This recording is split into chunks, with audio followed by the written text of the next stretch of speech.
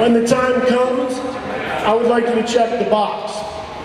All right, what that means is you guys are at an age where a lot of you are getting your driver's license, and you're going to be asked this question when it asks you, would you like to be an organ donor? And being an organ donor is something that's kind of hard to talk about. Not a lot of people talk about it with their families or around the dinner table. It's not the coolest, funnest thing to think about your potential untimely demise. But as you're going to see over the next little bit here, I think it's an important decision. It's something everybody in this room can participate in, and it's something everybody can benefit from one day. Now, a little bit about myself. I've been with the Rockets for 21 years. I've been Clutch the Bear. I've been the only performer.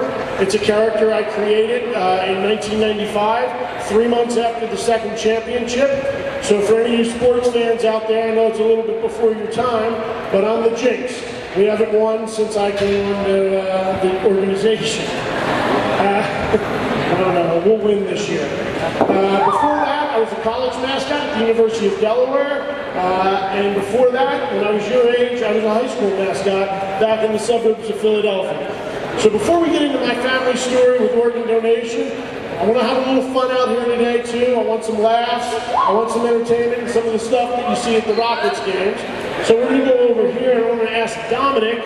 Now I don't know if you know Dominic, but Dominic is the son of Mona Davila. Mrs. Mona Davila, who works in your front office, and he's been my right-hand man for 15 years. Thank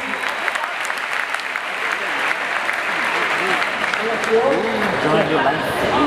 Great.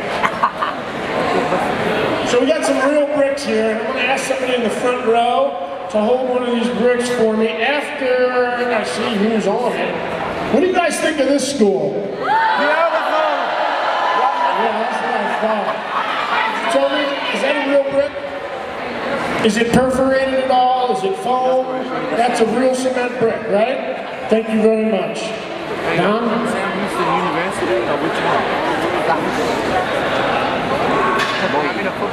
Now, what do y'all think about this school? That's what I said. Miss Berger, tell me Miss Berger's here. Miss Berger, could you step up and tell me if this is a real brick or not? Let's hear it from Miss Berger. Is that a real brick? Is it heavy? Yeah, it can be heavy. It's not perforated at all. Thank you. Let's hear it for your principal. All right. And what do you think of this school? All right. Who would like to take a look at this? Somebody over here. Here you go, sir. Real brick? Real brick. All right.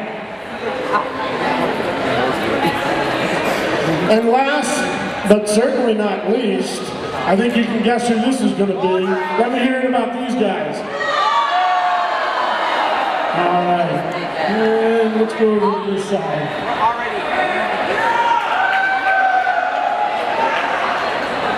Real brick, not perforated.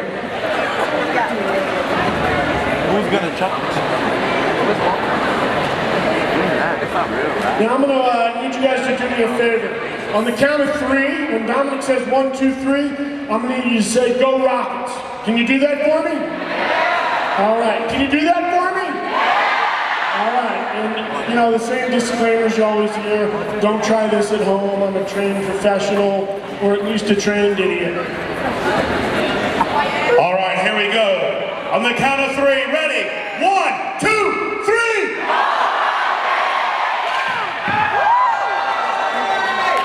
Thank you. Thank you.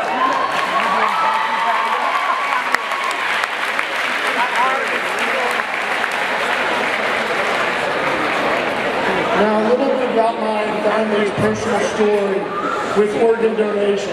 And this is the serious part of the presentation. Back in 2011, my dad, Paul, had been struggling with a disease called IPF. It stood for idiopathic pulmonary fibrosis. And what that means is it's a hardening of the lungs that's non-lifestyle related, and they don't know what causes it, and there's no cure for it. And it's degenerative. and it's also terminal. Sometimes people get diagnosed with it and are dead within 6 months. Sometimes people get it and are diagnosed with it and live 20 years. There's very little known about it. My father had been struggling through it for about 4 years when things took a real turn for the worse in the beginning of 2012. The disease had taken hold, it was starting to go downhill pretty quick, and then he got a really severe case of pneumonia that complicated it. And in early February, I brought my twin boys out.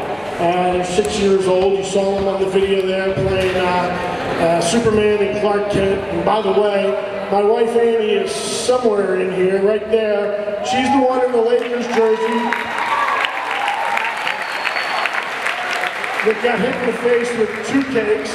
I was in the doghouse for a little while there after that skit, but it was worth it for 18,500 people. So I went out to lunch at my parents' house, and we sat down for lunch, and my dad was scheduled to get checked out to see if he was eligible to be on the transplant list. And I think at that time, he and the rest of our family didn't know much about transplantation. It seemed almost science fiction. It seemed like a really long shot.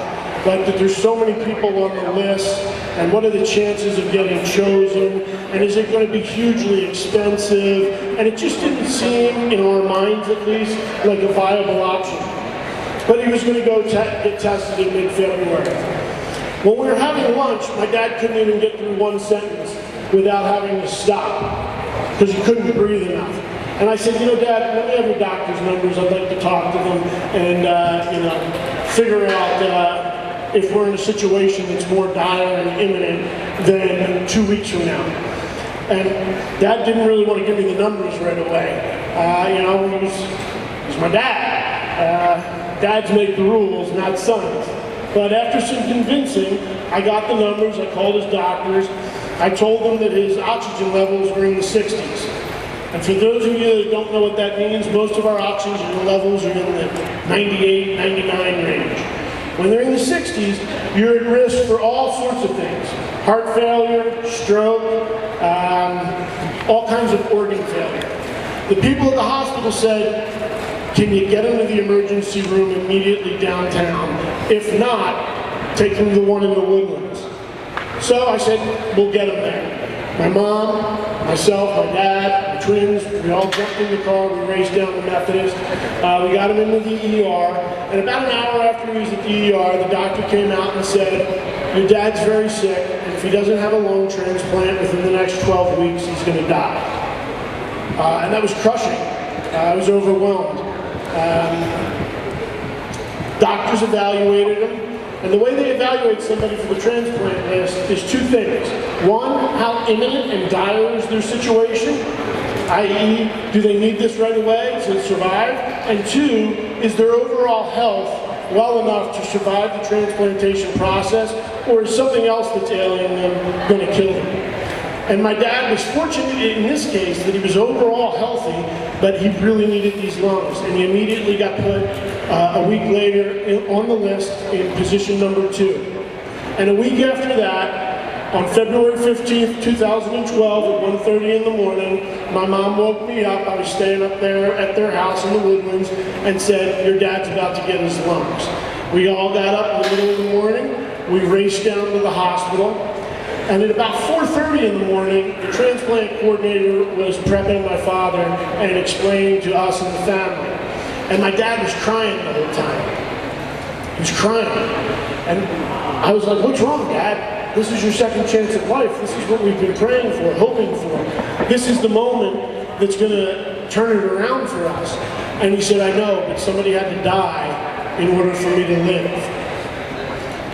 And I know it might seem like that at times, but that's not the case. These are mutually exclusive events. It's not one thing is predicated on the other. Tragedies happen, unfortunately. People die. They die untimely deaths. They die before their age. They die too young. And at that point, we all have a decision. Either that can just be the tragedy and that can be the end of it, and those organs can go either in the ground and rot, or they can be cremated and go to waste. Or they can save 3.2 lives per person. That's how many lives an average donor saves. Now my dad's donor saved 5 lives. His name was Ian Heidemann. He was a 19-year-old boy that made the decision, the forward-thinking, selfless decision to be an organ donor. And unfortunately, at 22 years of age, he died in a car crash on Valentine's Day night. And it's a horrible story. And we've become great friends with his parents. And we were first confronted with the grief of the loss of their son. It was overwhelming. But he made the decision that he wanted to help people. His father, Rob, often recounts to me the day that his son came home at 19 and said to him, "Became an organ donor today. Never know, it might help somebody." And that was the phrase, "never know, it might help somebody," that resonated in Rob and Janice's ears all these years. And it saved my dad's life. It also saved a friend of mine, Reggie King's life, that's become a friend since then, who got Ian's heart. It also saved a woman named Rachel Brownhill's life, who got Ian's kidney and pancreas. And also, Ian's hand now exists up north in the belt, in the soybean belt, basically, for a soybean farmer who lost his hand in a combine accident. And Ian's hand was the second transplant ever done in America. And now this man can play golf, and he can also do his job again, and he has full use and dexterity of his hands. So it's pretty amazing stuff what this can do. Now I'm out here not only to tell you about my family's story and have some fun, but I'm out here to launch a contest as well. Before I tell you about the contest that you and 3 other high schools are participating in, we're going to do one more thing to have some fun, and it'll be 4 volunteers that Dominic's going to pick. Should I volunteer? I volunteer. I'll be so bad.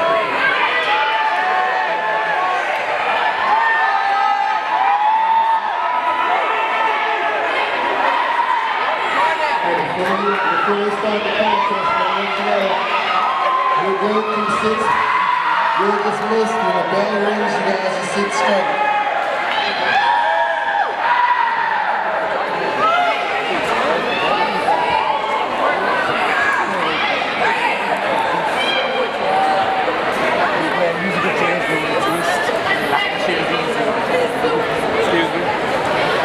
Again, we'll release the 6th period in just a second. Once this is over, you all got this right now. So just sit tight, don't worry about when the bell rings, and it'll be good. Alright, sit tight.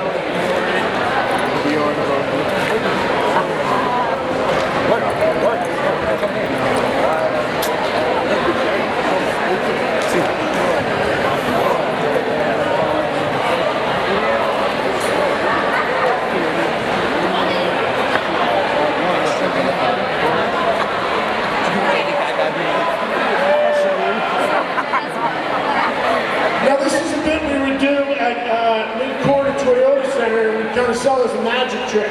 Clutch would get these guys in this position and go hocus pocus Alakazam. And then he would pull 1 chair out. He would pull 2 chairs out. He would pull 3 chairs out. And Reagan Bulldogs, make some noise if you want to see this 4th chair come in. Like, no, he likes something with the organ. There it is.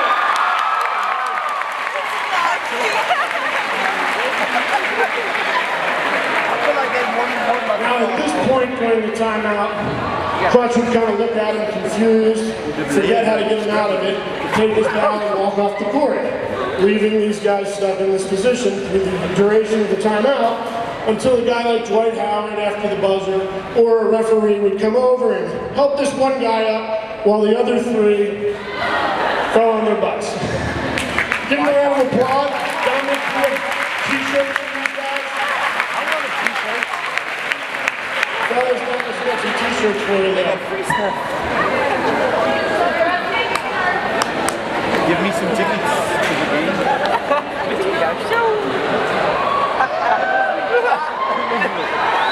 And then, boy, he was not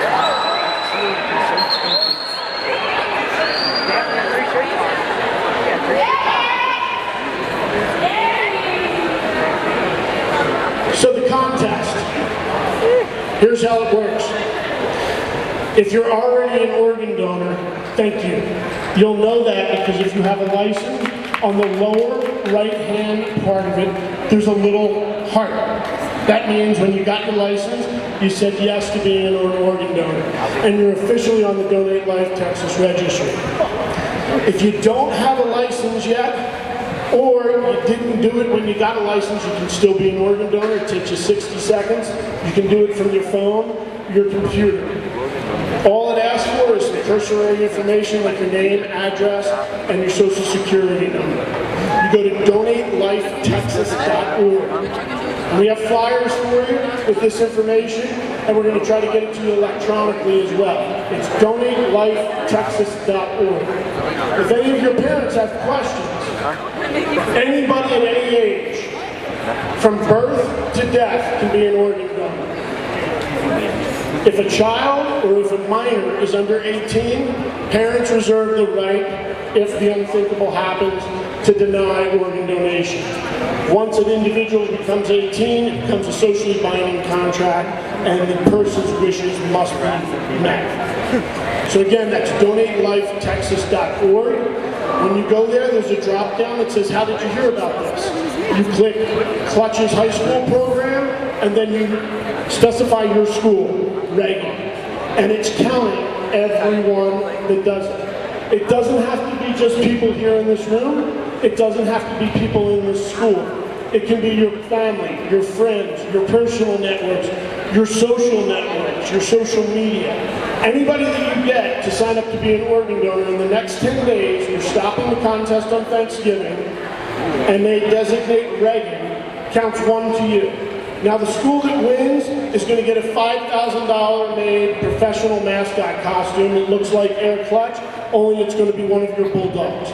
So it's going to be custom made to look just like your bulldog, and it's going to be one of the inflatable costumes. They usually last 10 to 15 years, and we're also going to have some prizes for everybody in the school. So, there's some salt on the line. So what I'm going to urge you to do is when you go home tonight, have this conversation with your families, your parents, your siblings. Retell this story and think, is this something we should be doing? Because I'm very sure of this. Everybody in this room can participate, and at some point, I know several of you, just based on the statistics, will benefit from it. Are there any questions at this point?